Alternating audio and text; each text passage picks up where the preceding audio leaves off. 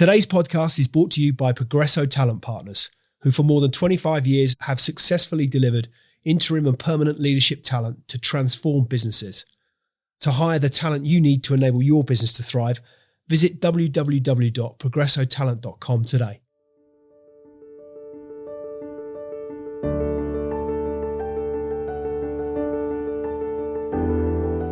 Welcome to the Extrology podcast. Today, we're thrilled to have Ryan Renteria join us. As a CEO coach, public speaker, and founder of Stretch 5, Ryan specializes in maximizing both professional and personal growth. His expertise spans leadership, communication, talent management, relationships, and health. He's a guiding force for CEOs, helping them craft bold visions, develop top talent, and achieve exceptional results. Ryan's own impressive career began at Goldman Sachs and continued in major hedge funds. Remarkably, he became a partner and managing director of consumer investments at just 25. His successful tenure on Wall Street led him to philanthropic ventures. He's been an analytics advisor to coaches and executives at the NBA's Indiana Pacers and was part of the ownership group for the Milwaukee Brewers AA minor league baseball team and a potential major league soccer team. A Stanford alumnus, Ryan graduated with highest honors in economics and was recognized for academic excellence by Stanford's Latino community. He's the author of the newly published book, Lead Without Burnout, Growth with Less Stress for You and Your Team. This book promises to be a vital resource for executives seeking to balance work and life while fostering a culture of well-being. Expect to hear Ryan's insights on avoiding burnout, hiring top talent, delegating effectively, and striking a balance between work and life. We'll also touch on his personal growth journey and his aspirations for the future. So what's the story behind the story? Without further ado, let's get into it. Ryan Renteria, welcome to the Extrology podcast. Great to have you here as my guest. I guess I ought to start just simply by asking, how are you, given it's 9 a.m. in what I imagine is a very sunny part of the world? I wish. It's been an atmospheric downpour this past week, but it's supposed to sun up in time this weekend for the Super Bowl on the West Coast. So spirits are rising. Fantastic. Well, without further ado, let's get into the questions. And I think it would be great to start with, if you could, a little bit of background. Perhaps if you could walk us through your career journey, particularly the transition from finance to executive coaching. I'm interested to understand for listeners what perhaps it was that motivated these pivotal decisions. Sure, happy to. So I did about a decade on Wall Street initially for the first part of my career, and I had a really good run. But the next step to potentially run my own hedge fund right as I was starting a family, I felt like it would sort of destroy or ruin the personal goals and what was important to me personally, because at that time, I didn't really have the lessons in work-life balance and leadership and things that I do today. And so I decided to do some charitable work for a few years. And then I did roughly a decade with the Indiana Pacers. And really the motivation there was just that it was a fun advisory role. I was helping them using analytics to help them with trades and free agent signings and draft picks and things of that nature. But again, towards the end, I felt like I did not want to pursue more all-encompassing roles because I had young kids. And again, I just didn't have the lessons at that point that I had today. And so I've been doing coaching for a while, and I was really loving it. And I had all these lessons from studying and advising leaders over these two careers.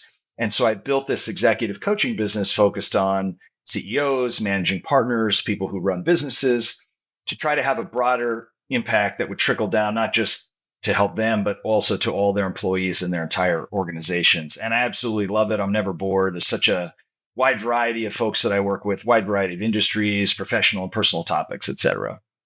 The thing that struck me about coaching begs the question in my mind, why coaching? Had you had a coach yourself? Had you been coached? I guess what was it that led you to a point at which you felt that coaching was something that you were really interested in?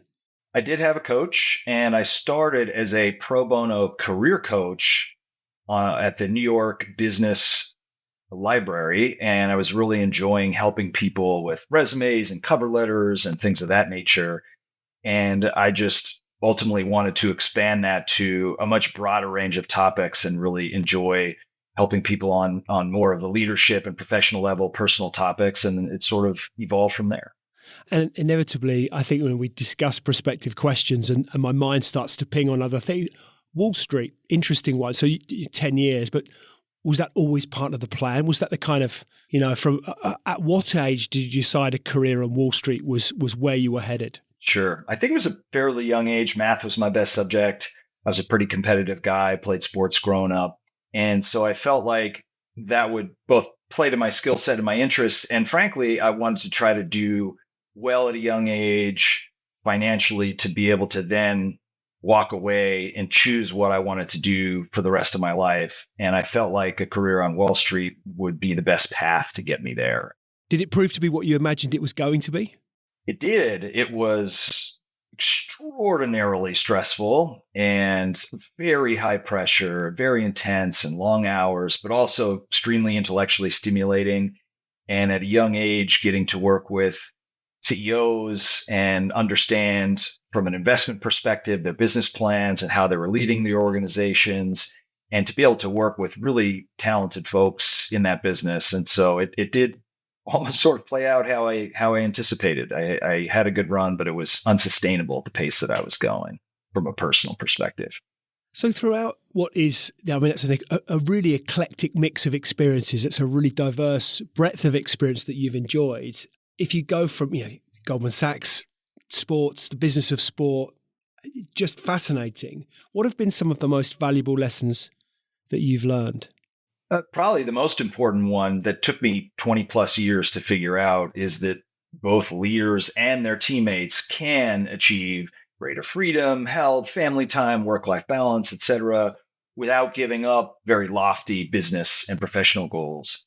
So I think that was one that stood out. And another one is that the key to all of that, to be able to do these types of things and set leaders free from the stress and the workload that hurts their relationships and their health, is to change one's culture and one's leadership. That's another key lesson. And I think the last one is being able to attract top talent, A players, and learn to trust and delegate to those folks so that you can free up your time for that mental recharging, work-life balance, and the strategic thinking time that you need to really grow your business over the long haul. I've always been fascinated by the parallels between business and sport. And what goes on the field, what goes on in on the sales floor, in the boardroom, whatever it might be. That there are so many lessons the two instinctively, intuitively can share. If I look at even the sport that I've played over the years, I certainly feel that from a teamwork perspective, there's much I will have taken into workplace dynamics. But is that a bit too simplistic, or how has your experience within the two reflected that kind of view?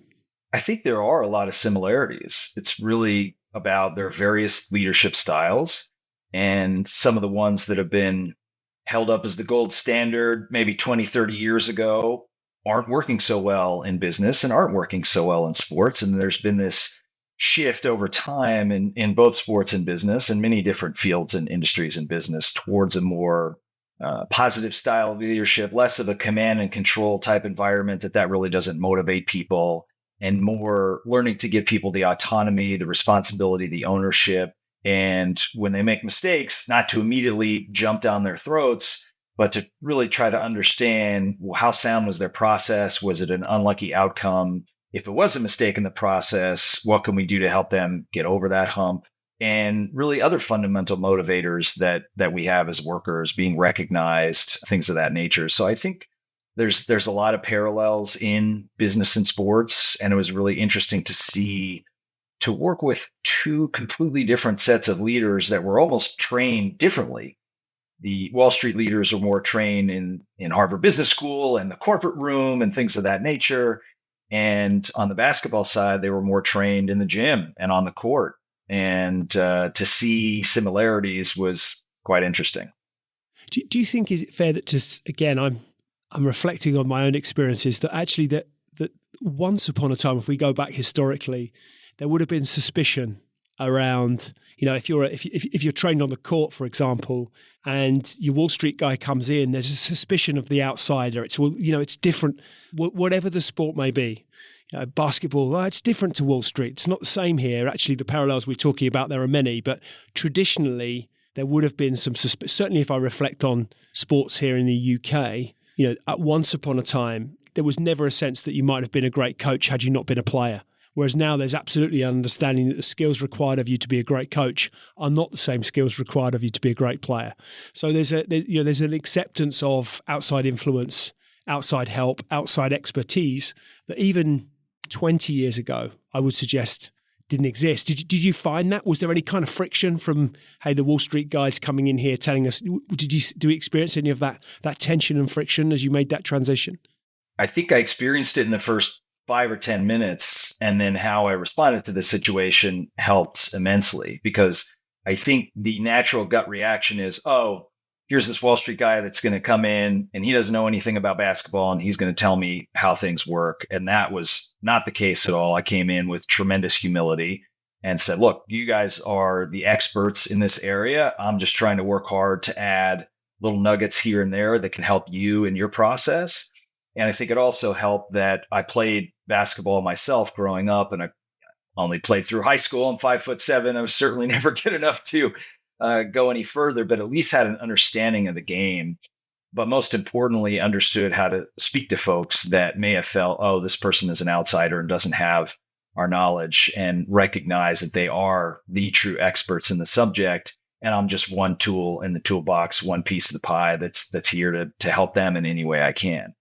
Interesting. So writing Lead Without Burnout, it's a title first and foremost that I think really resonates, that so many of us would recognize that ultimately leading itself is an arduous task that ultimately leads to in lots of a catalogue of examples I'm sure we could share or maybe even think of that would evidence people who've burned out. So what inspired you to write Lead Without Burnout? Can you share some insights into your writing process and how your personal and professional experiences shape the content of the book? Sure.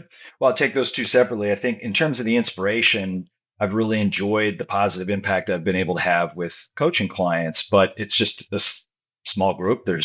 I don't have the desire to hire a bunch of people and train and scale that way. And so I'm really impacting a small group of individuals, hopefully others on their team as well. But I wanted to be able to scale that positive impact on a larger level and help more people avoid burnout and really reduce their stress. And also to raise awareness that even the top performers, world-class performers, struggle with mental health issues such as anxiety and burnout and things of that nature. And also to raise funds for mental health. So we're donating all the book profits to mental health charities, and we're donating additional funds for early reviews for the book. And I think lastly, selfishly, I wanted the intellectual challenge and the purpose and impact and meaning that would come from this. And I think there's a cliche about raising kids. It's the hardest thing you've ever done and the most rewarding thing that you've ever done.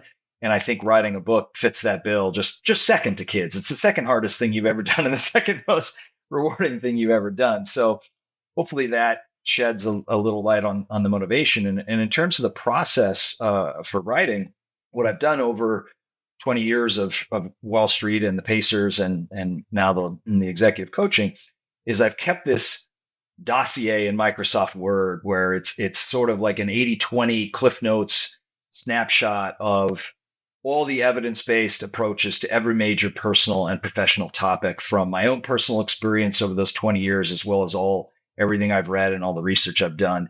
And I wanted to figure out a way to deliver that information in the most helpful way to the reader of the book.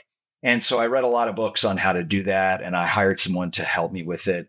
And basically what I did is I made this 90-page outline of bullets, and then I added my own unique personal stories to those bullet points and those facts. And then I tried to tweak the manuscript so that the bulk of the book would be applicable to any leader of any team of any size, not just CEOs, even though that was the primary audience that I was targeting. And then I conducted extensive revisions of each chapter to try to slash the book under 200 pages intentionally, because leaders are busy. And I know I get frustrated when there's a 400-page book with one or two concepts that are beaten over and over again. And I wanted to get it right under 200 pages so a busy leader could get through it in a relatively short amount of time and get a ton of actionable takeaways and value out of it. So when you first started writing those notes, was it always with a book in mind? No, not at all. I sort of did, and I talk about this in the book, and I give people the tool in the book, this Cliff Notes snapshot idea, which you can apply to virtually anything. But I started when I went to Wall Street, and I was going to be covering 20 different companies on the retail team at Goldman Sachs, and I wanted to, in Microsoft Word, have the answers to all the important questions for each of those companies. I covered retail. So how many stores did they have? Where were they geographically? What has been driving their operating margins? And so I had a document for Best Buy, for Home Depot, for Toys R Us, et cetera. And I basically carried that practice forward and applied it to everything in life going forward. I have a document for effective public speaking. I had a document for playing poker for fun and things of that nature. And so really, the book was not an idea I had until about a year and a half, 2 years ago, when I was really enjoying the coaching and I wanted to have a broader impact. And I realized that I've been using this dossier for coaching CEOs, and there's just so much valuable information out there that if I could deliver it in a way that would be impactful to more readers, that would be really meaningful. So was there a sort of eureka moment where you thought, I'm going to write a book? Well, I wish there was some eureka moment or amazing story around it, but I think it's just, I do a lot of reading, I do a lot of listening to podcasts, and sometimes your best ideas, and I talk about this in the book, deep strategic thinking time. When you're sitting around thinking about what's going to drive my business over a 5 to 10 year basis, your best ideas may come in terms of acquisitions or products or geographies or markets. And I can't even really remember the point in time, but at some point through all of my normal day to day, it came into my mind that, gosh, maybe writing a book might be a way to go about spreading the impact to more people. And that's when I went forward. It's really interesting, this concept of deep strategic thinking, which is so valuable. So valuable. But I wonder if at some point we lost the value. This is a very broad sweeping generalization for which I apologize, but it strikes me that once upon a time, we used to, the thinker, we have a statue here in London, the thinker, they're all well documented. So once upon a time, were you a thinker, they'd have captured you in a sculpture or whatever it might have been. They'd have built a statue to celebrate your great thinking, your great strategic thinking capability. At some point, we started to misplace the value in thinking and started to attribute that value to doing. So I always remember a conversation I had with a guy who I have a lot of respect for, CEO in business. It's probably 20 years ago. He said to me, and I was running my own business at the time, and I had a team of people working for me. And he said to me, Lee, would you ever read a book at your desk? And I said, absolutely not. So I read a lot. I'm a voracious reader. I love to read. So he said, so you wouldn't read a book at your desk? No. He said, why not? I said, well, because people would think he's not doing anything, he's just reading. And he said, well, what about if that book was, it was a business book, so it was significantly contributing to the impact you could have on your organization or a strategy you wanted to employ within your, whatever it might have been. It's contributing to your business success. Would you read it at your desk? And I said, still no. He said, why not? I said, for the same reason. So he said, so when would you read it? I said, well, in the evenings, at the weekends, whatever. I said, so you'd give up your family time in order to read something that was going to contribute to the success of your business, but you wouldn't allow your business, your colleagues, to see you reading that book. I was like, no. So it really got me thinking that the value that we place on doing, and we were a sales-based organization. I have a background in sales. I grew up in a school where selling was on the phone. So, it's that long ago. We made calls, which is a novelty. So I think actually I started to think then about this value we attribute to doing and the value we place, it would appear to me, less these days on thinking or reading or taking your time to really plan and consider deeply. Because people, it's just the pace of life is so fast. Is that that's just reflecting my own experiences? Is this some form of projection now? Or I just wonder if that's your experience too. You've nailed what I think is probably the single greatest fundamental problem in business. And I give some absurd statistics in the book. Harvard Business Review did a study that showed something like 97% of CEOs believe that being strategic is the number one most important thing they can do for their business. And 96% of them say they don't have enough time to do that. I mean, that's preposterous, right? And so I think it's a huge issue. And this is why I've espoused to my clients that they need to block out time on the calendar every week for deep strategic thinking. And yes, if some important client comes to town and they can only meet during that 2 hour slot, then their executive assistant can shift that strategic thinking to later on in the week, but cannot move it out of the week because there's nothing more important they can be doing than that thinking. Because you really need the time not only to read and listen to podcasts and be up on the latest trends and the latest research, but also thinking about what is my strategy? Where do I want my business to be in 5 to 10 years? What markets am I going to go after? What geographies? What customers am I going to cater to? And what are my competitive threats? And how is technology shifting? And how are customer preferences shifting? Those are the kind of things that will drastically impact and drive your EBITDA, your cash flow, your returns on capital, your share price significantly more than the day-to-day task that you instead put your head down and try to plow through. And that's why fundamental to my philosophy and the book is being able to design the culture to attract the A players and then trusting and delegating them so that you're getting things off of your plate that they can handle that frees you up to do that valuable strategic thinking. And I've joked on other podcast episodes that some of my CEOs say, well, same thing. Gosh, if I'm reading a book and somebody's walking by my office, am I going to feel bad about it? And you got to instill in the culture that that's important and that's part of your role. And by the way, that can trickle on down the organization. Your C-suite should also be doing deep strategic thinking and out finding things on their plates that they can outsource to people on their team as well. Do you think that part of the challenge is that as we evolve, as we progress through our careers, so what enables us to progress is being really good at doing a whole bunch of stuff. So we adopt those behaviors and it becomes an ingrained learned behavior. It's like, well, the further I get up the chain, the greater my reward. The more stuff I do, the further up the chain I go again. And it becomes a perpetual cycle. Yeah. And then when you get to the top of the tree, it's kind of, well, I got here by doing loads of really good stuff. And now you're asking me to do something entirely different, which is strategic thinking. And that's outside of my comfort zone. Now, I might be really good at it.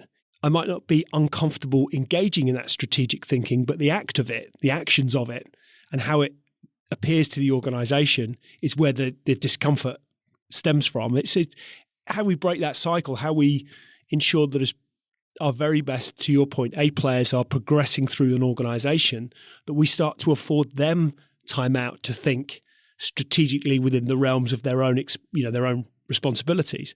That might be something. I'm not sure that that's something that most organizations do particularly well.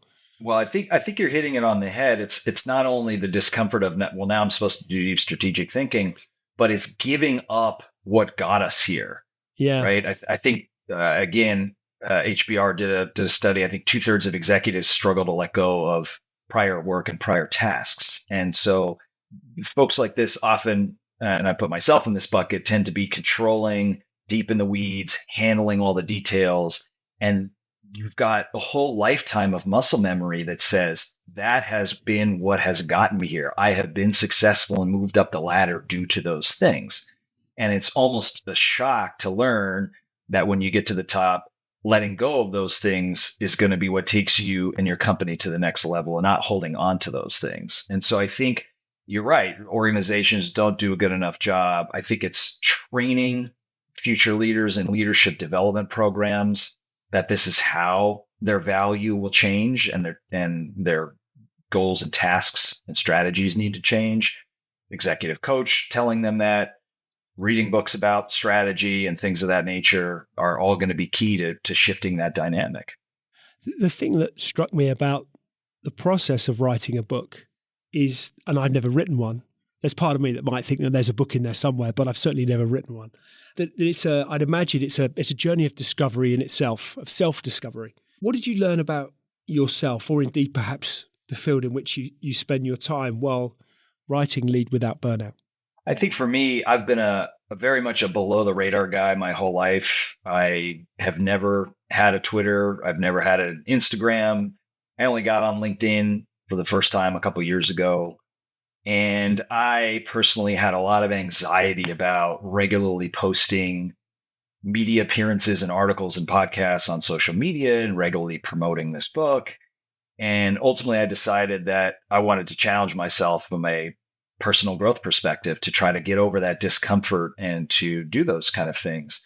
And the feedback has been so wildly positive that it's actually something I had anxiety about has turned into be one of the most fun aspects of it is folks I hadn't even talked to in a while that maybe we connected on LinkedIn a few years ago, making comments on posts and sending me emails and things like that. So that's actually been really fun. And I've grown more comfortable with it as I've gotten used to the idea that I'm doing this to help other people, that putting out a podcast episode where I'm giving a lot of helpful information or an article where I'm giving helpful information is helping other people. And that's helped me get over that hump and grow comfortable with it. So I think that's probably the single biggest thing that I've learned and grown myself over the course of this process. It's interesting. I think there was, we hear so much, we read so much about oftentimes what is, for want of a better expression, I apologize, but the cesspit of social media, the bear pit of bad, people feel very comfortable. It would appear that we might be led to believe very comfortable in saying some of the most horrific things online that they certainly wouldn't say to somebody's face. And yet actually when you get on there, you realize, like everything, of course, there are 5%, whatever the numbers might be, of bad actors. 95% of people are thoroughly decent, thoroughly polite, thoroughly engaging, wanting to do things for others. There's a lot of decent human beings around. I guess that's the way I tend to look at it. We only really hear about the bad actors, but it's good to have you on in places like LinkedIn. And I'm glad I'm not surprised you're making the kind of splash you are.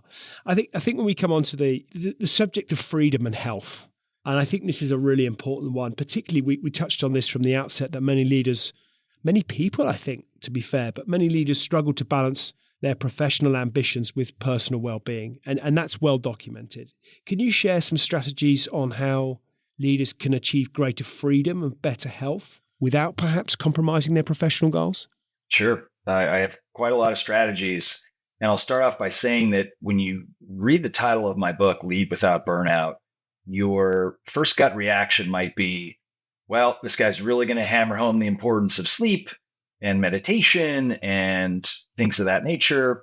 But everybody already knows that. People know that those things are important. That really is about how do you create the time and the freedom to engage in those practices that are positive for your well-being.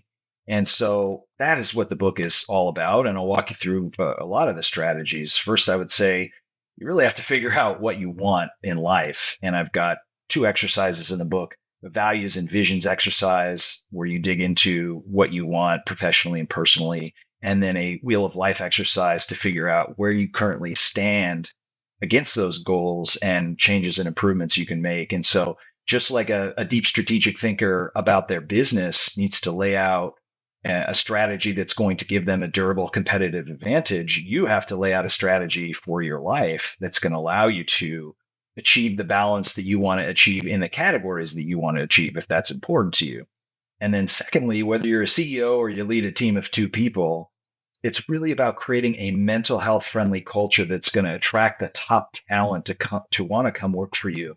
And the elements of that culture are trust, psychological safety, and well-being. And we have a chapter on each of those in the book. I think third is really to learn how to hire, develop, and retain those A players once you have them on board. And we've got a chapter on that in the book. And then fourth is really getting over the personal hump of letting go of that prior work, trusting that you've gone through the proper due diligence process to get the A players in there, that you've hired the right people, and then being able to delegate certain things off of your plate to them to free up your time for those well-being practices or more strategic thinking. And then that's really sort of the next one is whether you free up whatever portion of that time is for the well-being versus the strategic thinking. That's obviously a very important and that positive flywheel of momentum to create better business outcomes, more profitability that allows the cycle to continue. And I think lastly is because I think a valid criticism one could take when they read the first 6 chapters of the book is to say, well, gosh, all you're doing is outsourcing to the people below you, and then they outsource to people below them. Are you just shifting the burnout downstream onto the lowest level folks in the organization? And so we have one chapter in productivity / optimizing time and one chapter in decision making. And it's fundamental to be able to coach and train your teammates in these best practices so that burnout doesn't just shift downstream, so that we free up time for everyone with much better decisions. And therefore, you're not spending all this time putting out fires, and a much better focus on the 80/20 of what's going to drive your business, and much better productivity. So you're not wasting time. And I think the thing that strikes me is as the leader, you're modeling these behaviors and evidencing these behaviors to those that work with you, it becomes much easier for them then to be able to adopt similar practices themselves, I think. I was reflecting on my own, my own experiences. I remember many years ago conducting an appraisal with a colleague, and I used to make a big part about this whole issue of burnout. So for me, in this organization, I'm not rewarding the first in and the last to leave, the person that does the longest hours. I'm interested in the contribution that you make whilst you're here. Right. And I think it's really important that you get away from your desk and take a break at lunchtime. These are all the things I would say. So I sat down with this particular lady, and she was doing great. She's doing a great job. She said, any feedback from me? I said, yeah, one, I'd say constructive criticism, Alice, that I just recognized that you never get up from your desk. Like, you work, you're really hard working, but, I make a point of saying, look, at lunchtime, get away, step out, go for a walk, go grab a coffee, grab a sandwich, whatever you need to do, but get some time away. I said, and I've kind of worked really hard to make that okay, that message gets across. And I'm just concerned that you don't do it. Can I ask why? And she said, yeah, because you don't. You're right. She said, you're always in early. You're always here late. You never leave your desk. So no matter what you say, it doesn't feel okay for me. I'm new here.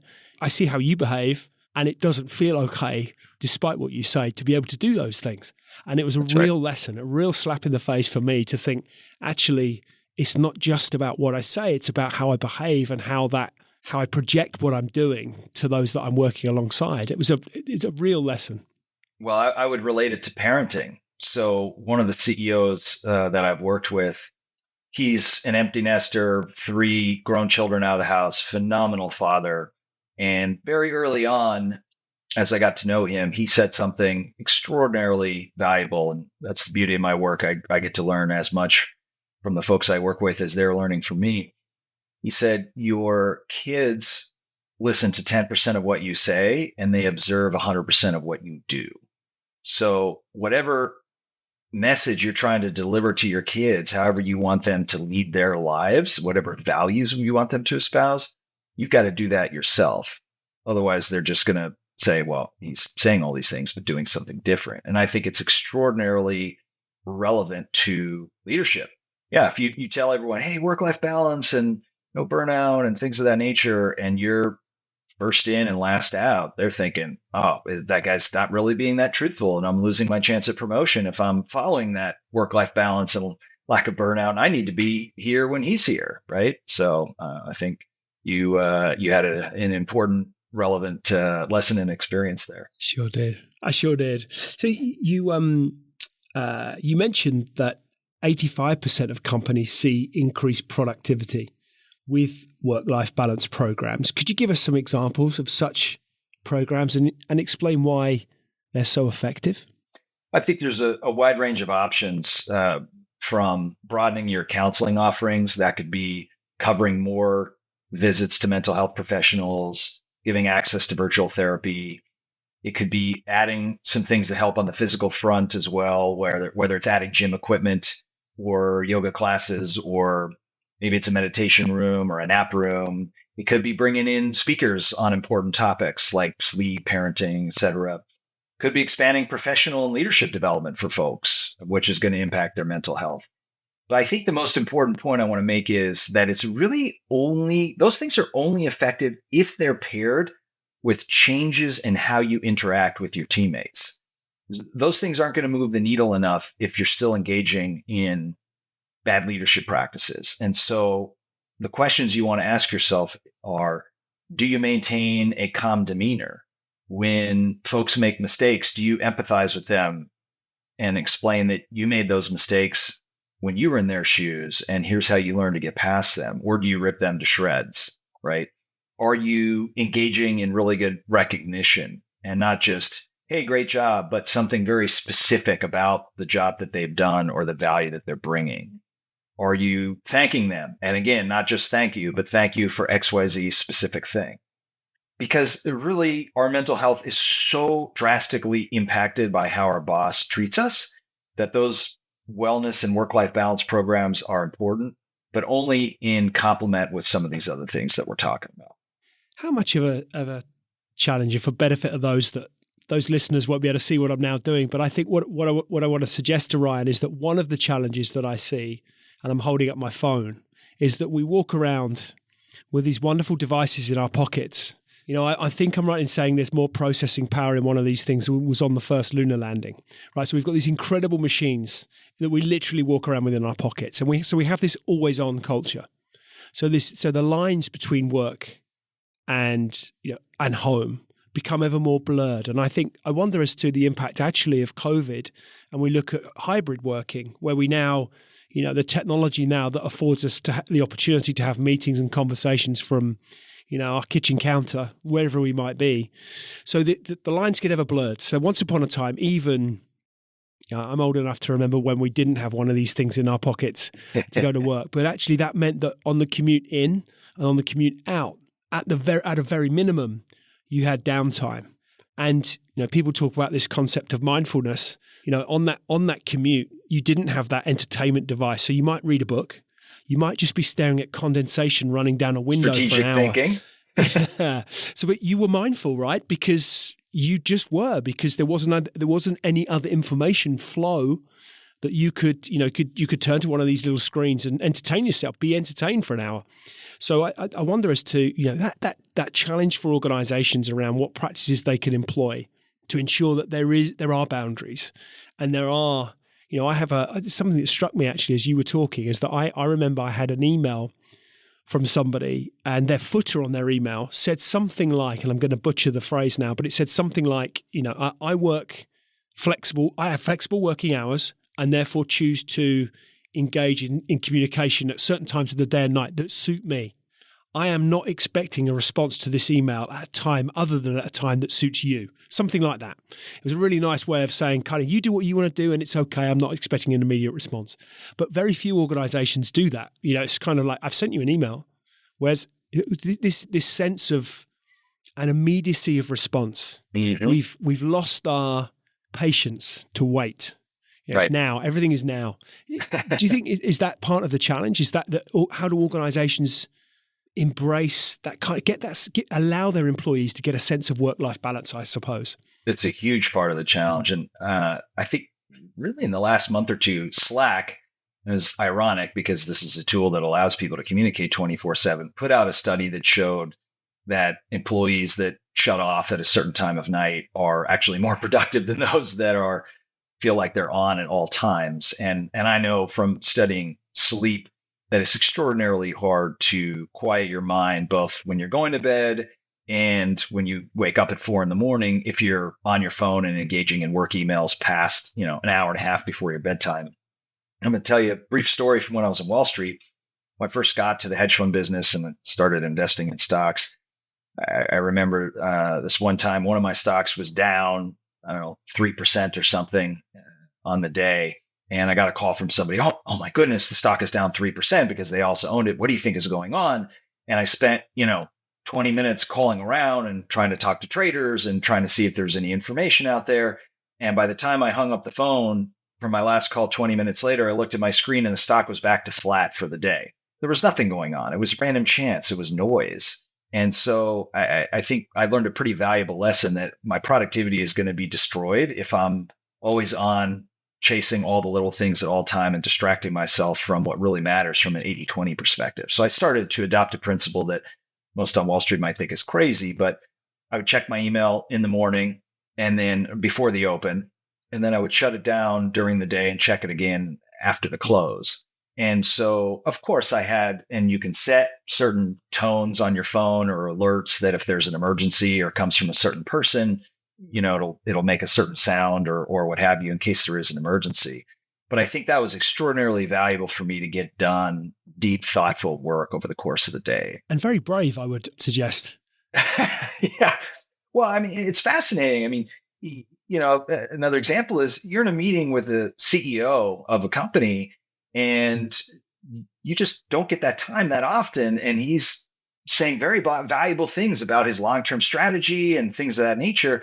And half the people are on their phones checking their stock tickers. So I actually thought it was a big advantage for me to be fully present and listening and asking the right questions. And so I think as a boss or a leader, it's important to recognize that if your employees feel like they can get pinged at all hours for non-emergencies, they're likely to sleep worse. They're likely to be less present with their kids.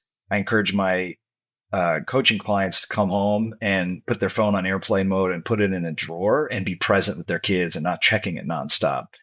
And they have the luxury of doing that because they run the business. But I think they can model for the rest of their employees that I'm only going to contact you after certain time if it's an actual emergency. And I think those are important practices to start to get used to adopting. Otherwise, people feel like I'm always on, I'm always anxious, and I'm always on the verge of burning out. I think on the subject of mental health, I think the fact that we are even talking about it in so many, is of itself a huge leap forward to where we were even maybe 10 years ago. I think that I'm right in saying that one in two CEOs struggles with mental health issues. What are some signs that, from your experience, some signs that a leader might be facing such challenges? And I guess two questions in one, never a good premise, but I'm going to do it anyway. But additionally, what steps can organizations take to support their mental health and foster a culture that prioritizes well-being? Well, I think the signs, if you're a CEO and you're carefully monitoring your C-suite for burnout, or if you're a middle manager and carefully monitoring other people on your team for burnout, there are a few telltale signs. Number one is the quality of their work and or their productivity down? And it could mean that they don't care as much anymore, or they can't focus as much as they used to be able to focus. That's one sign of burnout. Another is, do they have kind of snarkier, shorter fuses in discussions? Is their enthusiasm down? That's another sign. A third sign is just chronic exhaustion. Sure, somebody could be tired for a couple of days if they're getting a couple bad nights of sleep, but have you noticed for 2, 3, 4 weeks straight that they just look exhausted all the time? So I think those are some of the signs. And I think having the kind of trust and the relationship to be able to have the open dialogue with them where you're empathizing with them, you're asking a lot of questions, just listening to what they have to say and asking them for blunt, candid, honest feedback as to what role you're playing, what you could do differently.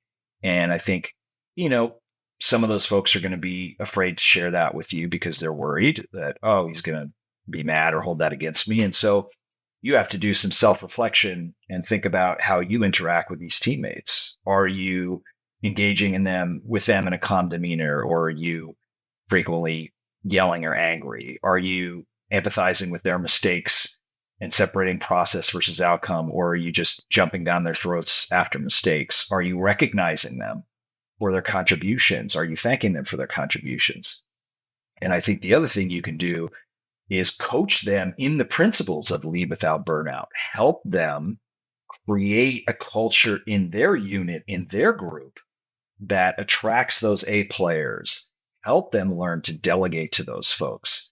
Coach them in productivity and decision-making tools. And all of those things, I think, are going to help start to move the needle in the right direction. In your view, what are the top workplace attributes that are crucial for avoiding burnout? How can these be implemented to ensure both personal and professional growth, do you think? Sure. I mean, I hate to be a broken record, but I think really how you're interacting with those teammates is very, very important. Your demeanor, your empathy, your recognition, your gestures of gratitude. And I think also, we haven't touched upon it a lot, but we've talked about delegating and trusting for selfish reasons, because once you trust those employees, then you can spend more time on deep strategic thinking. But it's also for selfless reasons. One of the top motivators of employee satisfaction is being trusted with the autonomy and the responsibility to own really meaningful work.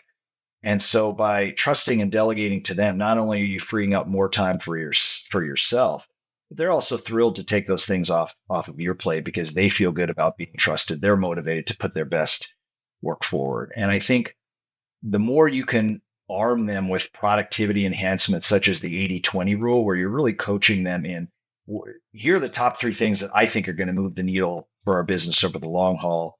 And maybe you're the CEO and this person is head of marketing. And so you might encourage them to think about and bounce ideas off of you. What are the top 3 things that are going to really move the needle from a marketing perspective, and to concentrate their efforts and their productivity in that direction and not worry as much about the tiny things that aren't going to move the needle, or are outsourcing some of those things. So I think those are some of the things I would highlight. You mentioned that Apple, Microsoft, Google, all of their former CEOs have said their number one key to success has been hiring great people. What are some of your best strategies to help companies land more top talent? I think engaging in gargantuan sized due diligence is of fundamental importance. And I use an example in the book about the college athletic director that fires their coach and has somebody in mind, and they fly out to meet them. They become so in love with their personality that they immediately offer them the job within days of the other person getting fired. And could you imagine, Amazon or Google or Microsoft doing something like that? I think it's very, very important to have a wide range of candidates, multiple rounds of interviews with multiple people, and to do proper due diligence. If you're going to invest all that time up front to be able to hire somebody you think that can stick around for a decade. So I think that's number one. Number 2 is really setting clear expectations. The statistics are alarming in terms of how many people end up in their first month figuring out that the job is much different than how it was laid out to them in the interview, or how they perceived it to be, because there was a communication barrier. And so there's nothing more expensive than turnover in terms of time and money spent. And so setting very clear expectations, starting with a job description, being consistent with what your expectations are in the interview process, and really verifying that they understand these are your top tasks, these are our top goals, et cetera, I think is really important.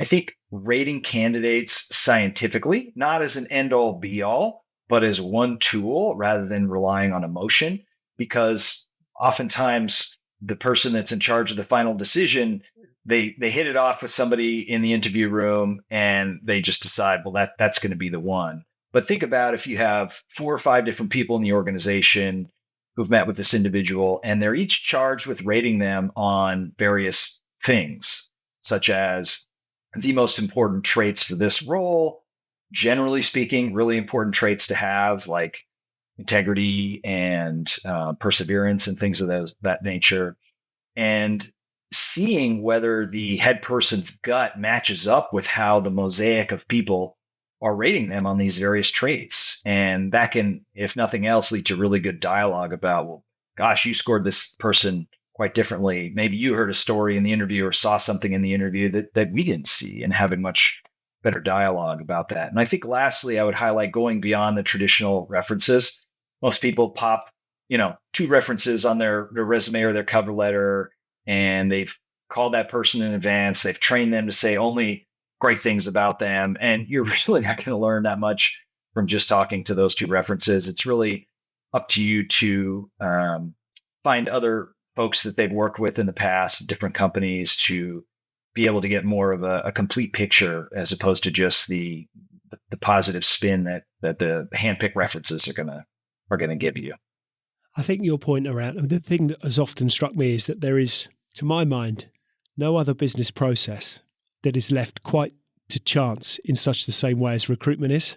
And few things are more important, and that's why it's so ridiculous. Well, I remember some research.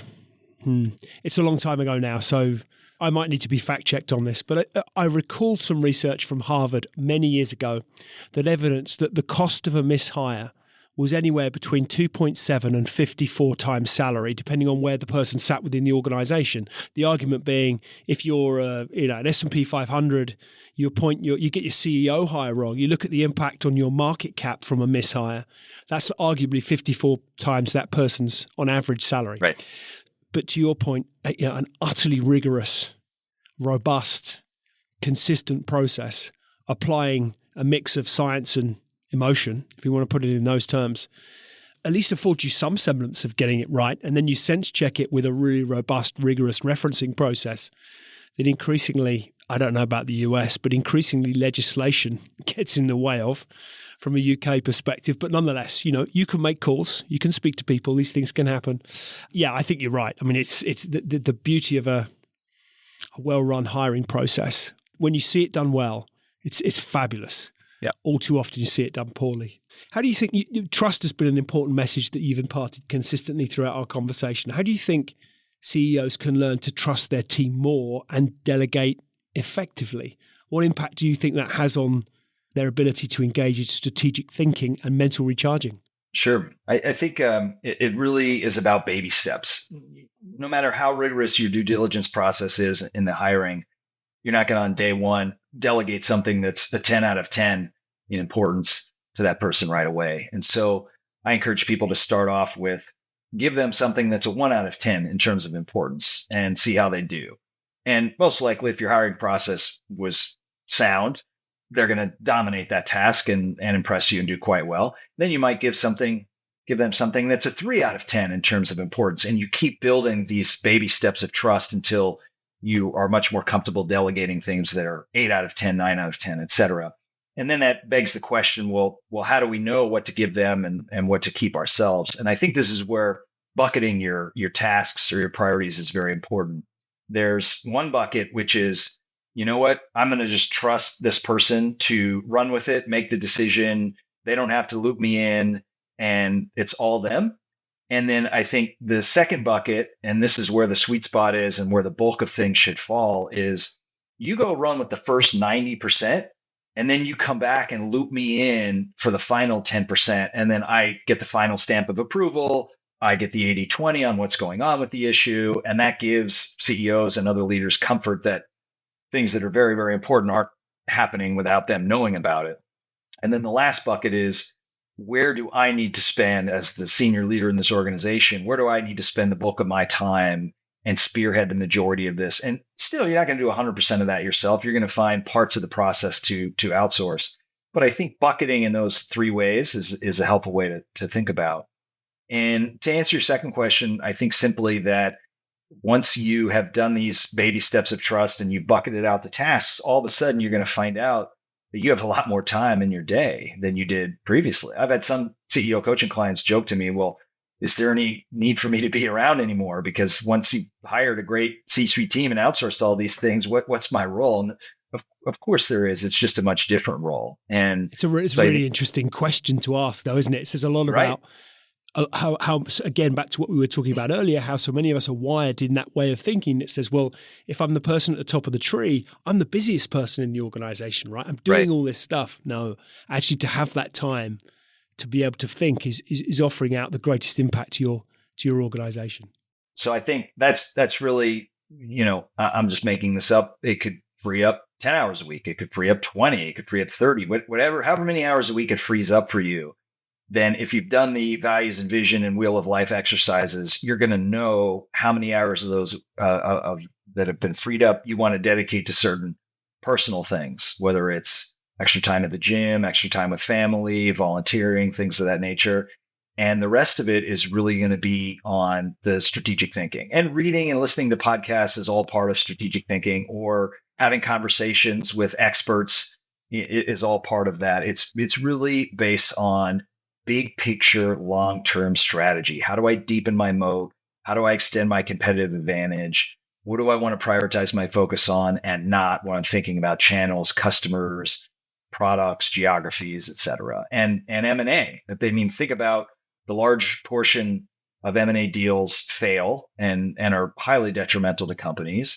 And think about if people are able to spend more time in a much more proactive M&A process where years in advance of making acquisitions, they've studied and lined up all their targets, they've ranked them. And so they're in triple threat position to make moves at the right time, as opposed to this sort of FOMO reactive where, well, competitors getting snatched up and it's peak margins in the cycle, and I have to hurry up and do a deal to justify growth targets and things of that nature. And so having more time to be methodical about M&A can also be quite valuable as a result of these types of leadership strategies.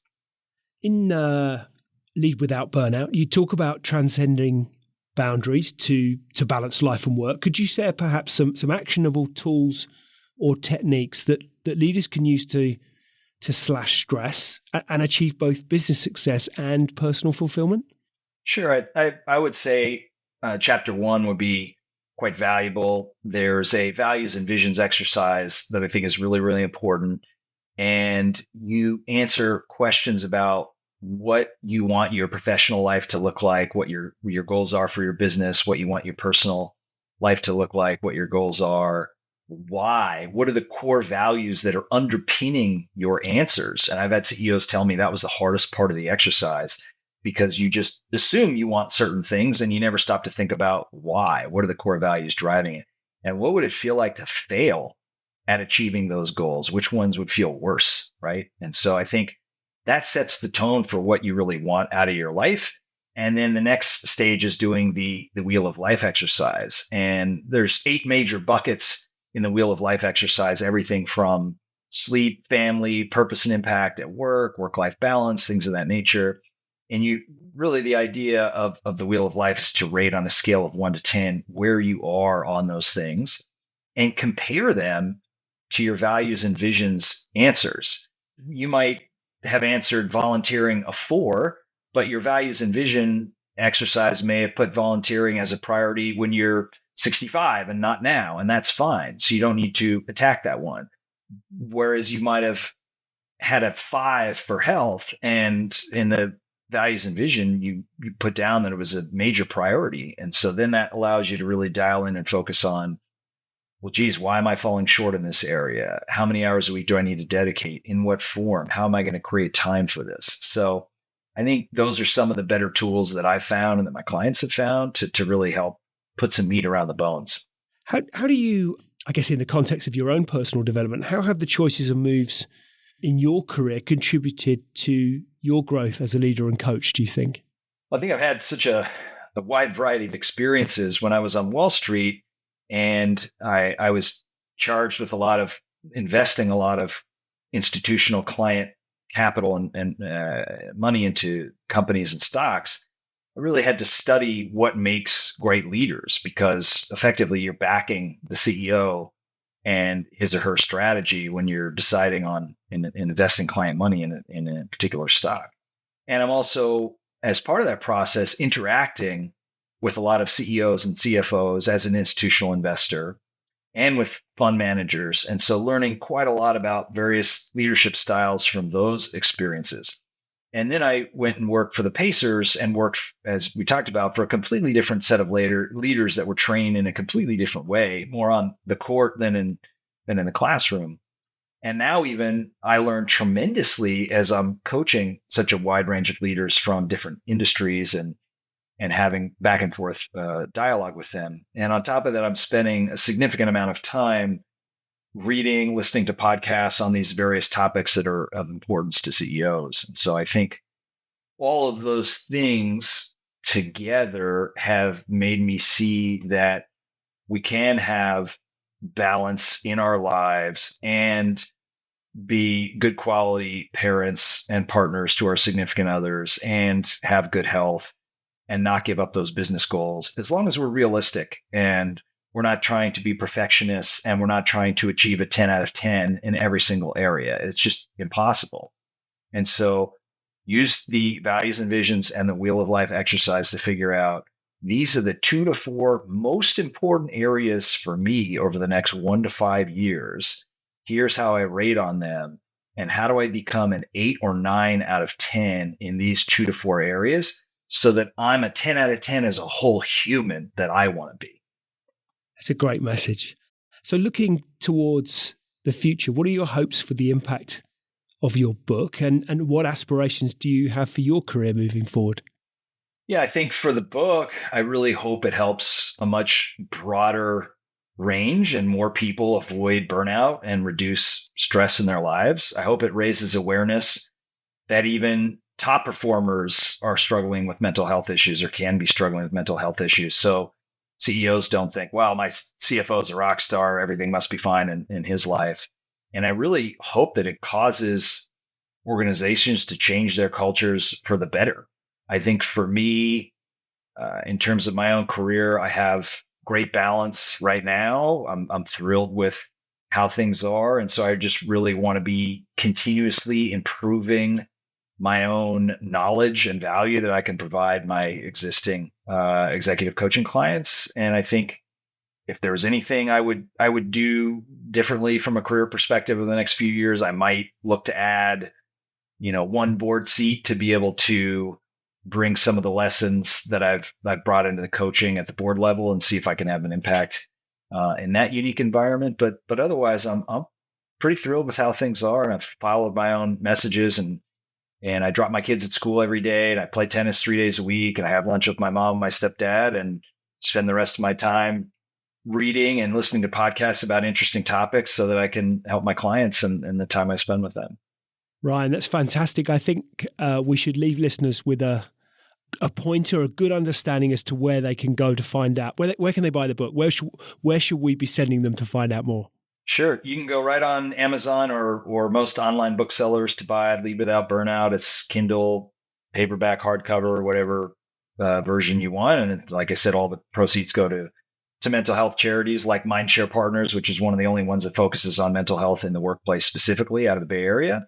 And if you want to learn more about the book or my executive coaching, you can go to thestretch5.com. That's my website, thestretch5.com. And yeah, that's it. Fantastic. We'll make sure all the links are in the show notes. Ryan, it's been a pleasure to have you as my guest here today. And so I think the thing that strikes me is it doesn't matter. I don't think the lessons that you can learn you can take from the book could apply to you no matter where you are on the org chart, in the organizational structure, on your career path, whatever sector you might be in, whatever way in which you're engaged. If you're needing to find some balance and you're needing to ensure that you're feeling a sense that you might be facing burnout, I think there's so much you could take away from the book. So I really appreciate you coming on to Extrology to share your experiences with the listeners. It's been a real pleasure, and I wish you every success with what is undoubtedly a great read. Thank you so much, Lee. I really appreciate it. I had an absolute blast, and thanks for having me on.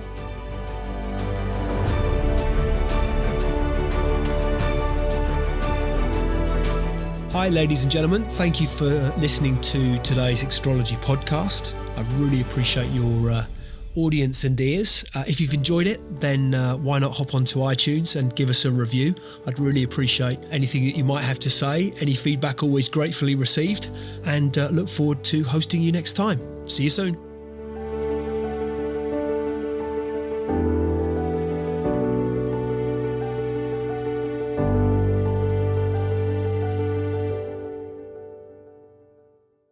Just a reminder, today's podcast is brought to you by Progresso Talent Partners.